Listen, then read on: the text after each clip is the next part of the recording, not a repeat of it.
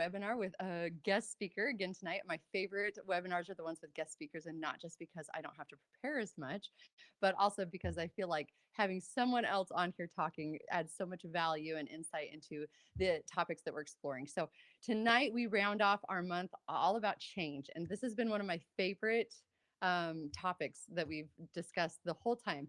And if you've missed any of the last sessions, we started out by exploring how to accept and embrace change, and then we followed that up with how to find motivation to change. Last week we talked about how to sustain those changes, and tonight I feel like we have the perfect way to round out this month on change by bringing in Whitney, who I'm going to introduce here in a minute, to round us out by talking about how we take a balanced approach to change. And I think that's so important because we can get so motivated and so excited that sometimes we get a little off balance. And so I think it's really important to kind of bring this all back together by focusing on the balance of it all. So without any further talking from me, I'm going to introduce my good friend, Whitney Andersen, who I have to pull up her bio here because it's been a busy day and I hadn't read it yet. So here we go.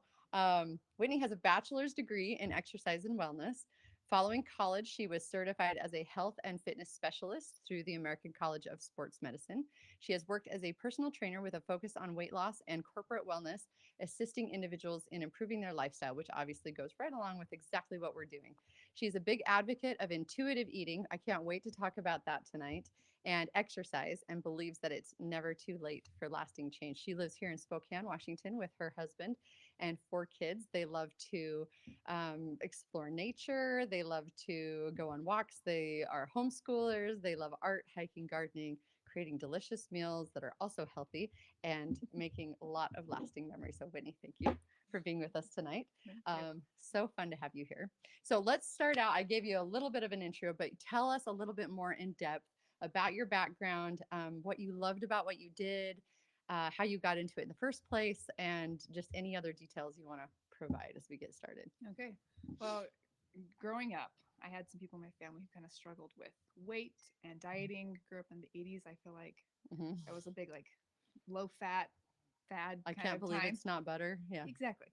And it was just always I don't know, there's always kind of a pull to look into it. And honestly, one of my big reasons for doing it was I was like, there's got to be an answer. Like there was so much information coming from all directions. Right. And I thought there's got to be an answer to help people. Yeah. So went to school thinking I'm young, I'm gonna figure out the answers, right? And then I got there and realized it's actually really simple.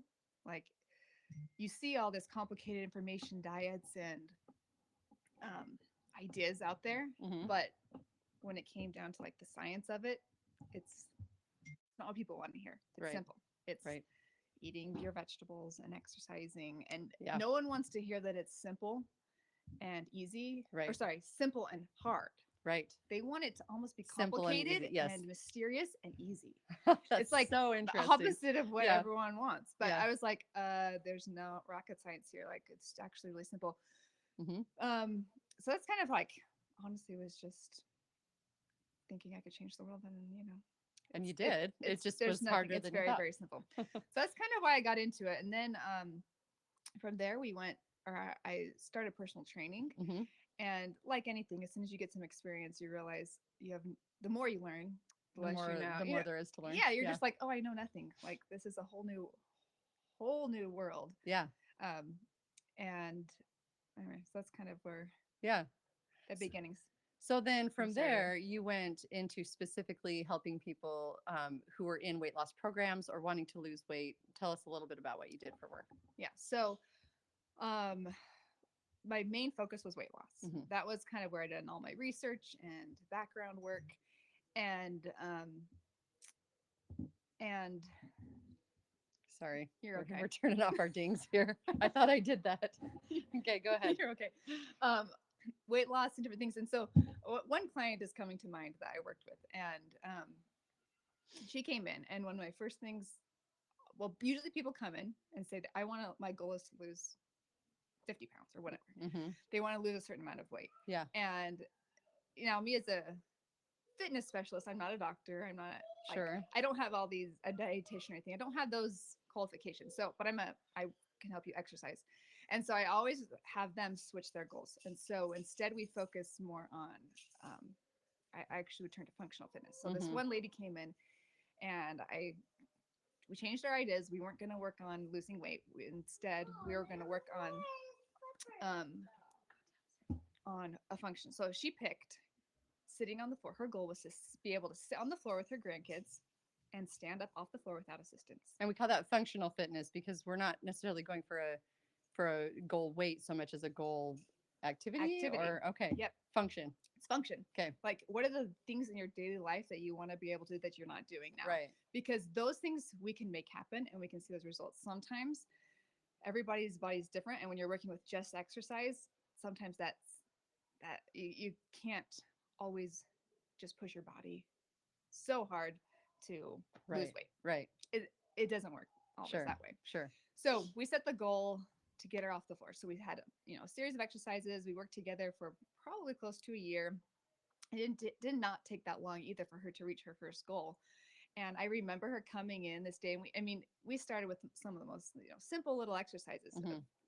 strengthening her legs so that she could get off the floor. And I remember her coming in one day, and she was like, "Watch this!" And she got down on the floor, and she got back up, and she did it without any assistance. And she told me, she's like, "I was able to get on the floor and get up." And she just cried with me, and I cried with her because I was like, "Oh my gosh, that is what this is about." And paradoxically, which I feel like this happens all the time, she lost weight. Right. Like, without focusing on that. As soon as we forgot that, like, this isn't about that. Yeah. Let's just improve something in your life. Then that happened naturally. I love that. And it's like, that is why I love it, because you see people change. You see her, and it was more than just her physical body, or like her emotions changed. Her self-esteem changed, that she could just get up off the floor and play with her grandkids without feeling disabled, like, because she couldn't do that. Something she probably doubted that she would be able to do, even though it became a goal. Yeah. But then she was able to do it. Yeah, I love that so much. And I found, like, I could do like story after story after story like this, where as soon as the shift kind of went off of being so focused on the pounds and losing this, the actual weight loss happened on its own naturally by just improving the fitness, the setting the goals differently. Yes, I apologize. That was a little bit of You're good. life creeping in there. Okay, so you said that you focused on the functionality, not on the weight itself, and then the weight kind of followed. Yeah. So talk to us about what did you do with that patient specifically, like with the personal training that kind of helped towards that goal, which then also helped the focus be on the right thing. We talk about that all the time, don't we? We talk about how our focus changes from like image to health, for example. That's just one example. I think this is another one, right? Weight loss is something that we sometimes want without really understanding why. And I think that's what you're talking about here, is that suddenly the goal is on something that means something to us. It's not just like, I should lose weight because everybody tells me I should, or because I feel like I should, or because I feel ashamed, or because whatever. It's less focused on that than it is on something that's attainable and graspable, and something that you can celebrate regardless of the pounds on the scale, right? Correct. So what did you walk us through kind of what you did with that training that kind of helped get her to that place? So I have all my clients, we work on our physical, obviously, together, working on exercises when they come in for training sessions, but eating is all a huge component. And again, I'm not a certified dietitian or a doctor or anything like that, so I am not certified to give nutrition advice, like specific situations. Sure. But generally, you can follow the general guidelines, like the USDA guidelines. They're great. They're up to date. They always are constantly changing them, and they that's a good safe place to it's start. a good safe place to start, where you're going to get scientifically based information. Right. Start there, and it could take a lifetime to mastery. Just Right. Simple, and that goes back to the simple things. You and they're still learning, and it seems boring and like duh, but that's works. the way. That's the only path that's lasting. So what I would require patients to do, though, is log their food. Okay. It's one of the most painful things anyone does, is to log anything. Log your exercise, log your food. Yeah. It's super monotonous, but it doesn't take very long for you to start to see habits. And you need information. You can't do much without information. Right. And even just logging alone can give you like just a little umph to make some Yeah. changes. Yeah. Well, So and most of us don't realize what we're actually eating in a day until we yep, start logging. And yep, then suddenly you're realizing how many times a day you reach for something and you think, oh, yes, I have to log that. Never mind, or yes. something like And that. it's so easy now because there's so many apps. Like Yeah. when I first started, it was like you had to be on a old fashioned computer or just writing on a paper, and it was hard to keep track of these little sticky Right. notes or whatever, however they did it. But now there's so many apps, and the apps are really great at storing recipes and collecting information. So Yes. it's actually super easy to Yes. super easy but not fun Yes. to log your food. And for those of you who are new to our program, we, as part of what we offer, we have an app that helps you Okay, track all of that food as well. So that's included with membership prices. that's amazing because Yeah. that's huge. So I have them do that, and then they'll get, they work out with me, and then they get an assignment that they would do during the week, and then you go from there. Um, I'm sorry, I'm losing my No, track of that's okay. what we were So starting no, with so there. what did you focus on? What did you help her focus Oh, on that helped her focus on the goal she actually wanted to be yes. working towards? So we would talk about what she wanted to physically be able to do. Mm-hmm. And and some of my clients might be a race. They'd focus on, I want to train for this specific race. They Yeah. would, want to, like, just to be able to go on a walk around the block. Like Mm-hmm. some of them were really, really, really basic, Sure. Because if they simple couldn't things do it, right. starting there. And actually, can I Yeah. pull in something really Yeah. quick? So I'm a huge fan of intuitive eating, as it said in the bio. And one of the intuitive eating, um, I don't know, one of their little things that they do is, rather than even focusing on exercise, their first step is to focus on not sitting down as much. And so you start Mm. with, so instead Yeah. of like focus, like losing weight or this, you just say, I'm just going to not sit down so much. And you Yeah. find ways to stand up more in your day. Hmm. And they've found that even just doing those little things, standing up, you're increasing your activity, your movement, and you'll become more motivated, Yeah. versus looking at some huge, overwhelming Right. I exercise want to plan. run a marathon or Right. yeah. Well, a lot of people think, I'm going to get a personal trainer. It's going to be like the Biggest Loser Yeah. show, or Yeah. like military, where like Right. the coach is like yelling at you and everyone's sweating and crying and laying on the ground and like miserable, and they can't walk for days. Right. We've had Exactly. We've been experiences like there. that, where you can't walk for days. And that's like the fastest way to stop meeting with your trainer and Yes. stop working. But if you start with just simple things, and depending on where you are, even if you're the most fit person, just to take that next level, just start looking at those simple little ways in your Yes. day to move a little more, to stand up a Love little that. more. I love It that. makes a huge difference. So we would talk about all those ways in their life, just to add in a little, that's that functional fitness again. Yeah. How can you, work on your core here or there and integrate it into your life? And then before you know it, you're doing a lot of things that are going to just increase your well-being overall in Right. general. Yeah. I love that. So I haven't looked into intuitive eating a ton. I want to learn more about it and I want to ask you more about it in a second. But first, my first question is, so intuitive eating, does that have a lot to do with, does it pull in a lot of physical activity kind of principles as well? Yes. Yeah. Okay. It's That's so all of your, interesting. it's all about becoming in tune with your body. Yeah. A lot of, I would say almost the majority, I'm just going to throw that out there, the majority of people, Hmm. especially in a gym environment, which is what often people think of when you think of personal training, right? You Right. can picture yourself in a gym. Right. They they are totally disconnected with their body. Uh-huh. They've, you've as kids. So kids are a great example. Okay. Yeah. Kids are naturally born listening to their bodies and just kind of reacting to their physical cues. And over time, through all these external triggers, like in media or friends or Yeah. whatever, we learn how to not listen to our body. We're told this is how you're supposed to do, this is the right way. Yeah. And then we stop listening. Where kids, they will naturally do what they need. They actually just, Yeah. I recently read this study where they followed some kids for a week and they watched what they ate, and they ate different things every day, Mm-hmm. but they found by the end of the week they had actually eaten everything they needed to be nutritionally healthy. That's so They got the right interesting. amount of protein, the right amount of carbohydrates that they would have said, but it was maybe like one day, maybe all they ate was their chicken. And then Huh. the next day, all they ate was, this.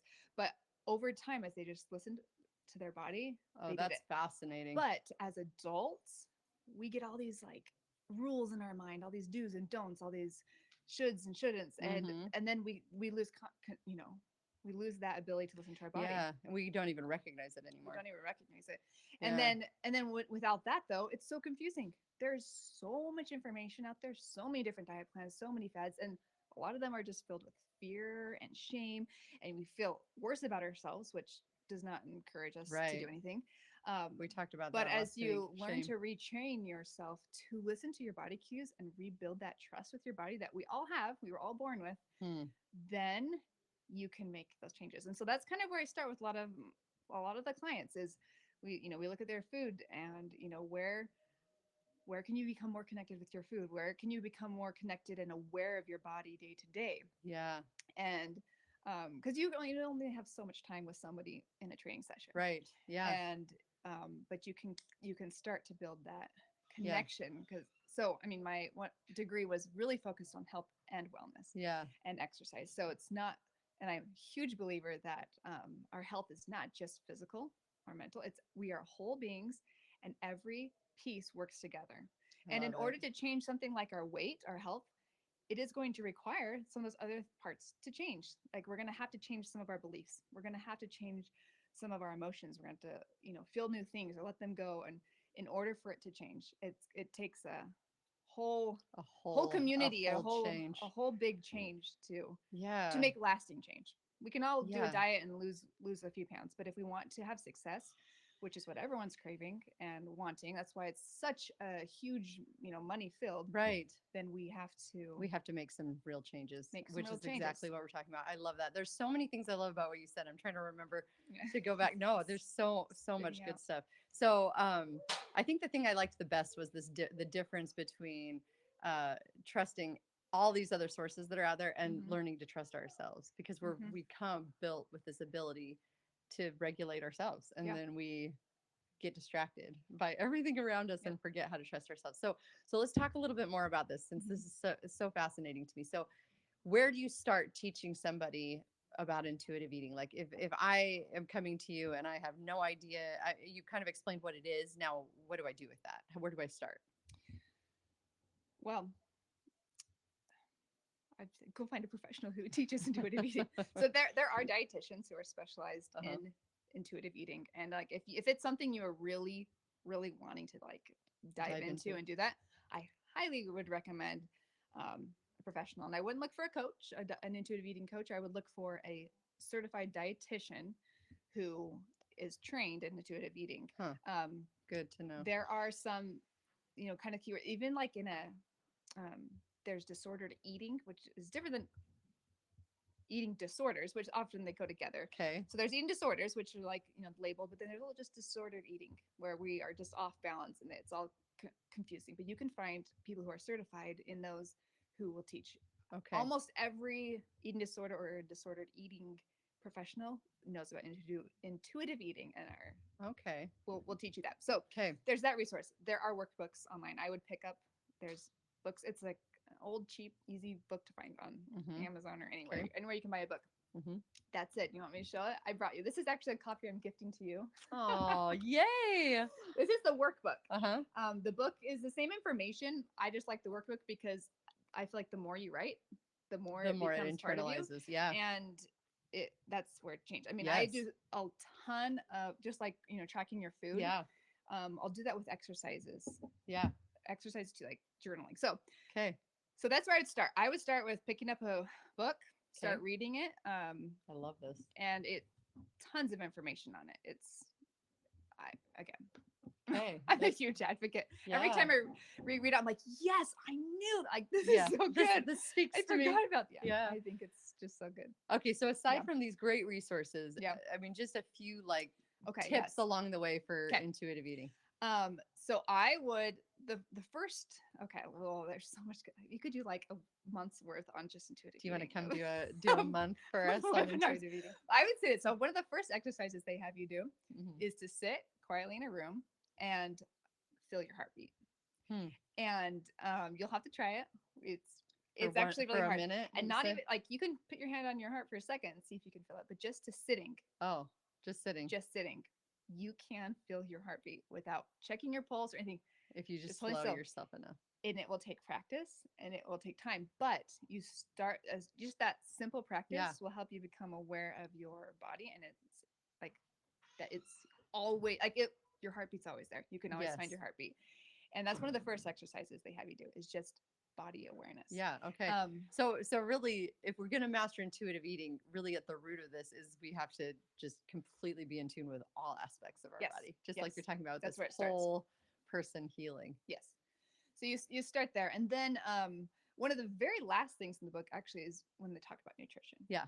Because this first part is just building that trust again with your body Hmm. that you're going Which to is the listen, baseline. I love it. and then going from there and building it up. Hmm. Another key thing that I think is huge is becoming aware of the different types of hunger. Have you talked about that No. at all? No. Okay, so there are, well, I was taught there's 7 different types of hunger as I was searching on the internet to like make sure I can remember them all. Now some people say there's 9. Whatever. There's Okay. There's point is multiple. there's Yeah. multiple types of hunger, Uh-huh. and your body will respond differently to all of them. So for instance, there's eye hunger. So you might see something and then your body says it's hungry because you visually are Yeah. hungry for that. Okay. And sometimes even a food is as satisfying if it doesn't look as beautiful. If it looks more beautiful, it Hmm. becomes more satisfying. Okay. So that feeds your Visual. your visual hunger. And you kind of go through the senses, you know. You might hear somebody eating something and suddenly be craving that. Or hear There something is cooking or hear someone cooking Yeah. exactly. You might there's stomach hunger, which is different than what you might Right. think. Like if you eat at the same time every day, your body's going to give you those cues that you're hungry, Hmm. and that doesn't necessarily mean you're hungry. It just means you're cued You at that you time. Pavloved yourself Yes, into a that at routine. this time you're Okay. going to be hungry. So Yeah. it's something you can change, and Hmm. so you know that's a different type of hunger. But then there's cellular hunger, which is where your cells are actually in need of certain nutrients or food. And that's kind of what you're working towards is like, are you feeding your That body hunger. what it Okay. needs? And that's going to be the one that kind of Yes. controls your weight. But they're all important. They all have to be satisfied. And you can learn to, create a healthy, visually pleasing meal Uh-huh. and enjoy it and fit. Mm. And there's texture, hunger, like there's Yeah. different things that we crave, and you can divide them all up. But then it also empowers you to be able to, walk into a store and you're suddenly feeling hungry, and you can be like, "This is eye hunger." Okay. You Yeah. know, Just I awareness. is my body actually hungry, or is this eye hunger? Yeah. And you can kind of just you start to separate these different hungers out instead of just craving. Because Yeah. sometimes when I tell people, about the idea of intuitive eating and like trust yourself, listen, they'd be like, I would eat peanut butter M&Ms all day every If I was day trusting if I myself. just listened to my Yes. cravings. And I'm like, Right. yes, but really at the heart of it, when you start listening and separating that all out, our bodies crave nutrition. That's true. They That crave is so true. health. Like Yeah. they want to live and thrive. And Yeah. so once you're able to kind of pull that out, you realize, oh my gosh, my body is amazing. Yeah. It wants to look at beauty. It wants to enjoy these textures. And like all these things are really there's so much like fear and shame and stuff around food and exercise, but it can switch and become like joyful I and love that. I love exciting that. and motivating, and Yes. it can switch. Oh, that's beautifully said. Okay, so that is a perfect segue to jump into. I want to talk one of the main reasons, well, one of the many reasons that I invited Whitney here tonight is I've been so inspired talking to you several times before just about finding this balance, right? Yeah. It's so easy and we see it all the time, right? And I'm sure that most of us, if we're honest, if we're on a health journey, have seen it in ourselves, right? We get on this train where we're suddenly empowered and excited about the changes we're seeing in our body and the way that we're feeling. And it's really easy to get extreme and even a little obsessive and take it too far. And then that can become an unhealthy Yeah. thing as well. And as I was thinking about this earlier today, I think the hardest thing about finding balance in anything is that we have to accept two sides of the equation, right? We have to say sometimes it's this and sometimes it's this. And sometimes this is the right answer and sometimes this is the right answer. And that's extremely difficult for most of us to do. I think most of us, our brains want to go to it's this or it's this. And the truth is there's almost nothing in life that's one or the other. And so talk to us about first how you feel about it, second what your experience has been in training, and third how you personally and maybe in your work and with your family have learned how to achieve that balance of of seeking after health without becoming obsessed with it. Okay, I love it. My first thought is that Yeah. it was, well, no one achieves it. Yeah. Balance. Right? We're all doing this, You're right? Yeah. constantly shifting all the Yeah. time, and that's okay. Like every season, your body is going to need different things. And I also think balance is being willing to shift, Yes, and I right? think you've taught me that. Oh, thanks. That yeah, that being able, like, balance is, it's not an ending point. It's something that's constantly changing, and Yeah. that's what we're really becoming okay with that. It's gonna okay to shift. say, I'm tipped this way. Now it's time to tip this way. And then I'm Yes. going to have to tip this way. And then, Yes, and then but little you're by little. constantly moving towards that middle ground, Exactly. which is, obviously the goal, but it's gonna shift, and that's okay. Right. Like, that's okay to do that. I love that. Oh my gosh, I have so many thoughts going through my mind. Where do I even start? Go for it. I love it. So, okay, I'm gonna use some more intuitive eating, if that's okay. Yep. Go for it. So intuitive eating, there, when it comes to, like, I'm going to actually mention it a little bit. Comes in with further nutrition, but also I think exercises. There's three things that they focus on, and it's variety, moderation, and balance, which I just feel like fits so good into this, into this month of this balance. And so, and we kind of do, like, try and follow that as a with our family. So first of all, like, variety when it comes to exercise. We often think, again, personal training in a gym, lifting weights. Yeah, that's all you're gonna do. This is what you're gonna do. Awesome, which works for some people. Right. Actually, I'll have to see if I can find this in a minute. But which works for some people, but some people it does not. Right. Does not fulfill them. Like, or how often do we hear people say, "Oh, I mean, me included, right? You go out to run every day and you actually hate running, but that's what you know to do, and that's what everybody else seems to do, and so." Right. You do it for a while and then you realize you hate it so much you can't motivate yourself anymore, and then you're stuck in this cycle. So very variety makes a lot of sense. Yes, and how are you supposed to find this place where you're feeling joy? Like, you want your exercise to be rejuvenating, and joyful, like not stressful, but like de-stressing. Right. And to get to that, you can't be doing something you hate. Right. And sometimes we just get stuck in these little places, and so variety. So I recommend my clients to make a list of every activity they can think of that they may enjoy, maybe they've never tried. So you can think of martial arts, gardening, walking, hiking, kind of basic things, swimming, geocaching, like anything that's going to get you out and moving. Those are exercises. And then make that list. Here goes my journaling and making it again. And I actually think there might be even a worksheet in that workbook. But how well do you think you're going to enjoy this activity? Maybe you're like 2. I'm not going to like it at all. Mark it. Go out and try it. Make yourself challenge and try some of these new activities. And then after you've done it, how rate it? You rate it again. System. Like, how much did I enjoy that? 1 out of 10. Actually, that was a 9. I think I might try that one again. And you can go through too. Like, do you like to be with people, not with people? But kind of just shifting this variety instead of thinking I have to go get a gym membership, go do this for this amount of time. Right. What can you do that's going to make it more sustainable? And that consistency is where you see results. Yeah. Number one thing. So there's the variety. Moderation. Oh my gosh, I can't even begin to talk about moderation with based on some previous examples. I have some people who have come in and they are so motivated. They're going to work so hard. And like, if someone comes in that intense, I have to like take a deep breath and be like, okay, I know this is not going to go well, because they often will overwork and injure themselves. How many of you saw that coming? How many of you thought she was going to say that? Yeah, right. They do. An injury is like the biggest like demotivator. Yes. I mean, not only is it like physically you can't do the exercises, like nothing kills consistency like an injury because it goes to your head. Yeah. You get doubt in yourself. You go to this black and white thinking where you just completely drop off. I can't do anything. Yeah. And so it kills it. Yeah. And I've had so many people who are so promising and then they come in and they get injured. And so, I mean, then that's where it's nice to have, you know, trainer, somebody to kind of help you at the beginning. Sure. Not go too fast and keep it in that moderation, and slowly build your muscles, do things correctly, and keep in that area. And again, there will be some days where you're going to want to work out hard because your body will crave that. It needs that. Yeah. And you're going to want to push it. And then there's going to be days where you're going to need something really light because that's what it needs, you know? Yes. If you're sick, it's going to want to slow down and do something more just rejuvenating, but it might still want to move. And then other days you're going to be ready to like just put all your effort and energy in. Yes. And then that's where the intuitive Yeah. part comes in where can you listen to your body to see what it needs to keep you Yeah. in that moderation. Yeah. So let me ask this. How Yeah. do you find the balance between listening to your body and still pushing yourself? Because to grow, you have to sometimes push yourself out of your comfort zone. Yes.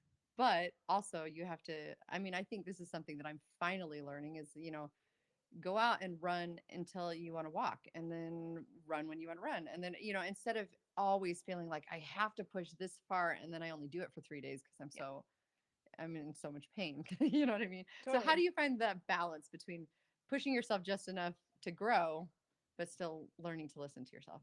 So again, I'm going to go back to the kids. Yeah. Kids will perfectly balance the push and the rest if Yeah. you watch them. If you let them go, they want to grow. They will push. I have a 4-year-old, Mm-hmm. and she is constantly upside down. She's determined to do a handstand, and she is working hard, Yeah. like every day. And I've watched her tip, but she gets back up, and she's Yeah. always upside down. And today she did it for like 30 seconds, and she is pushing herself. And Yeah. no one's making her. Mm-hmm. No one's telling her how to do it. She just wants to do it. And so Yeah. you naturally do have that push. You have that drive. So I would say at that point, it almost becomes more of an emotional thing. What is your motivation? Is there fear? If there's fear or shame or any of those, which is pushing you to do that activity, it's gonna die. It'll die Right. every time. Because it's not sustainable. It's not So sustainable. interesting. Yeah. If your motivation, so I think it's the motivation going into that, not that you aren't don't want to push yourself. Yeah. That makes sense. Yeah. If you're really in tune, your body will know when to push. It wants to I grow. love that. Okay. It really wants to grow. I The love things that. that stops us is our fear of judgment, of not a failing, like all these Yeah. things. That's kind of what It's comes after blocking you. our progress. Yeah. I love that. Okay, so we Very had good. um I already forgot what was the first one. The Variety, variety, moderation, moderation, and then balance. balance. And so often people think balance. Let's try food fairy first. I would do a little exercise. So means that like every meal you sit down and you're gonna have a perfectly balanced meal, right? You Right. have half a plate of this, like And kind of it's all different the plate, colors. all different colors, Yeah. which is awesome. That'd be great, but it's Sure. unrealistic, right? Right. And that's where it goes back to the kids eating food for the week, Right. where they balance is about long-term balance. Again, Mhm. maybe in the winter seasons you eat more of this, and in the summer you eat more of this, but there's overall throughout your lifetime a balance Mhm. of eating foods. Um, and oh, what was the other thing? What other part? Keep going. You've talked a lot of times with So me important. I about wanted to say. you'll come back to It'll it. come. You've talked a lot about with your children. You work really hard to teach them there are not good foods and bad foods. Yes. So that's another part of the balance, right? Exactly. Is that we teach our children healthy principles. We teach them how to choose healthy foods. We teach them what foods will do what for their body. And we teach them, my 9-year-old has started to say, if he eats too much candy or something, he'll say, I don't feel good. I don't want to do that again. And so just helping them recognize those things. That's great that you recognize that. Yeah. But then also not feeling like we have to go to the extreme of saying we will never eat this or that. Talk to us about how you feel about that, what your experience has been with that. Yeah. Okay. So now give me an idea. Okay. No, it's a different idea, A different direction, but that's I all think right. it's good. We'll circle back. We'll come back around when that comes. The important thing comes. So, early on in my career, I suddenly got this bout of depression and anxiety, and it hit hard, and it was super discouraging because I was a health and wellness professional, Right. and I totally believe in body and mind, like Right. whole wellness. And so I'm like, what is going on? Why is my I'm doing all the right things. Why am I struggling? I know what to do. Yeah. Why am I failing at it? And it Sure, was super discouraging. So I turned to what I know and did more of it. So I exercised. I honed in on like really specific types of exercise, and I went to food. And I was like, you know what? Maybe some of these people do know what they're talking about. I'm going to take out gluten. I'm going to go vegan. And there's nothing wrong with these things. And there's definitely help, specific things that for specific people, for for sure. specific people. But I did all these kind of extreme food things to try and figure out what was causing this anxiety or and depression that I was having. Yeah. And it got to a point where it just got worse. Like my anxiety, depression got even worse. And so I was actually referred by a doctor to go and meet with a dietitian and get some help. And so I was diagnosed with a disorder called orthorexia. Have you heard of that one before? No. So it's basically like a obsession with eating Healthy. super healthy. Huh. And honestly, I think I Instagram, I'm like, oh, you all have like, this person does, this person does, this person does. Uh-huh. You all need some help because it's a real thing, and it becomes obsessive, just like any addiction or disorder. Sure. Where you start honestly, I started to believe some of these foods were going to kill me if I ate them, and Yeah. so like talk about way extreme on the other thing. You've taken something that's supposed to be healthy and good, and it is not. Like Right. eating too much is just as bad as eating too little. And so I started on my own journey with a dietitian. This is where I was introduced to all the intuitive eating, Okay. and they started to help me balance things out. And I remember one of my first food challenges, is what they call them, was to eat bacon. I was, for some reason, I don't know why, I was like, got to this point where I thought if I ate a piece of bacon, I was going to die. I just thought that was going to happen. So my Otto challenge, thinks if he doesn't eat bacon, he's gonna die. exactly, So. exactly. And so my challenge was to eat it. So I ate bacon every day, just 2 pieces, a normal amount of just 2 pieces of bacon every day for like 3 months. Huh. And nothing happened to my weight. Nothing happened to me at all. I was perfectly fine. If Huh. anything, I had more energy. I actually felt really great. And it was just part of my thing. And I'll be honest now, I don't really want bacon because I kind of got sick of it after You eating ate too much bacon. 2 pieces of bacon every day. Although you might need to try it. Two Yeah. pieces of bacon every day for 3 months. I was kind of like, it It's killed its enough power. bacon. Yeah. It killed its Okay. power. There was no more fear There was no more fear of it. about bacon. I And like that. it neutralized it. Yeah. There wasn't this emotion around it. And I think kind of coming back to that balance, like we have so many foods we put on these like can and can't eat lists, or good foods, bad foods, or this is a dessert, this is a healthy food. And all that labeling gives it power. It Mm. stores emotion in it, and it controls us. And Yeah. so as you learn to clear that out and say there are no good foods, bad foods, there's carbohydrates, proteins, fiber, vitamins, Sugars. that's what it all is. Yeah. It's all that's all it is. And anyone is going to be unhealthy if they only eat, a salad every day. They Right. are just as unhealthy as someone who only eats bacon every day, Right. because you are avoiding. Kidding, but you're missing out on nutrients Yeah. and vitamins and things that Variety. you need. You need that variety, Yeah. and so they all really kind of mix and match between the variety, moderation, and balance. They're really all Yeah. mixing it together. But I love that so much. And I think that's just so powerful. I loved what you said about it puts emotion into it. And by treating it emotionless, it takes the power away. And that is what Mhm. we're doing, right? That is our whole goal here is we take the power out of food, then it works for us instead of working against us. Yep. And so really, I mean, this is all about learning to control our mindset around food and to also to be more, I mean, intuitive eating is all about being intuitive about our emotions and our fears and our Yeah. and all of that, Because right? it's all very connected, and it's motivating us Yeah.